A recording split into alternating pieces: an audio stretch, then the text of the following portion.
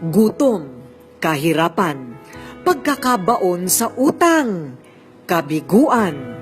Sa dami ng mga pagsubok na hinaharap ng maraming mga Pilipino, tila marami rin ang nawawala ng pag-asa. Paano nga ba haharapin at makakalaya sa mga pagsubok na ito?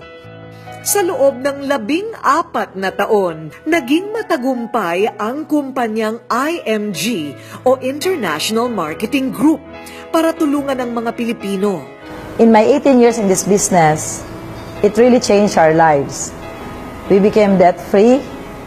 We travel around the world because of IMG.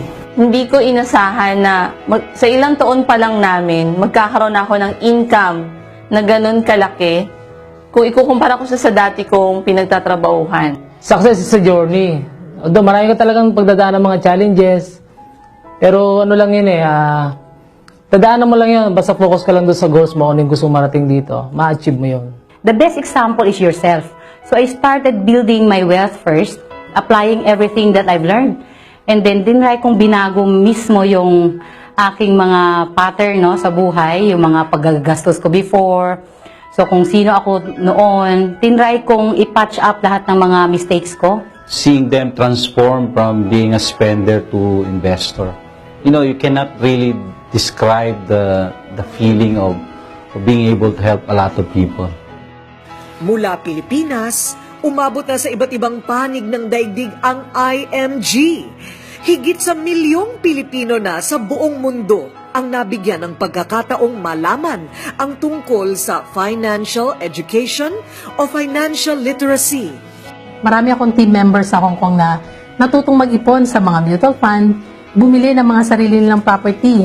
Yung iba bumili ng condominium, bumili ng sarili nilang bahay at lupa, napag-aral yung mga anak, at ngayon naging full-time na sila sa company. And I am just the best business in the whole world, especially for Filipinos. You bring a Filipino anywhere in the world and you give him the right chance, a Filipino will become more successful than anybody. Will we teach you how money works and how money will work for you? One day in this business is a day wherein someone that you probably don't know anymore would come to you and say, "Thank you, natulungan mo ko, i-change mo yung buhay ko dahil nakapag-ipon po ako." I need to forward this information to as many people as I can para matulungan ko rin sila. I think it's a very fulfilling thing to see these people change from who they were to what they will become in the future. And these people are investors. These people will be educators too and trainers with IMG. Katuwang ang iba't ibang respetadong kumpanya, patuloy na nagtitiwala sa kapasidad at integridad ng IMG ay nabibigyan ng pagkakataon ang mas maraming Pilipino na makapag-ipon at matuto sa pagninegosyo. Bahagi ng mission at vision ng IMG ngayong taon ang kanilang global o world campaign. 1 milyong pamilyang Pilipino sa taong 2020 ang dapat may sapat na edukasyon sa pananalapi. By 2020, if we were able to educate 1 million families, meaning and can help a lot, especially improving the economy of the Philippines. The most important checkup that you should be doing right now is financial checkup. Maraming gagaan ng buhay, maraming makakapagtabi ng pera.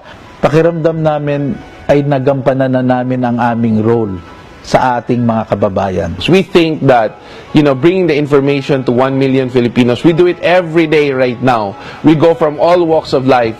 The most important thing is, even you've worked 20, 30 years, with the right information, even less than 30 years, your life can change already. Bagay na magiging susi o kasagutan para maabot ng mga Pilipino ang kanilang mga pangarap at tuluyang mabigyan ng magandang kinabukasan ang bawat pamilyang Pilipino na miyembro ng IMG. The best business in the world is financial industry. The best business is money industry. And the best business would be IMG.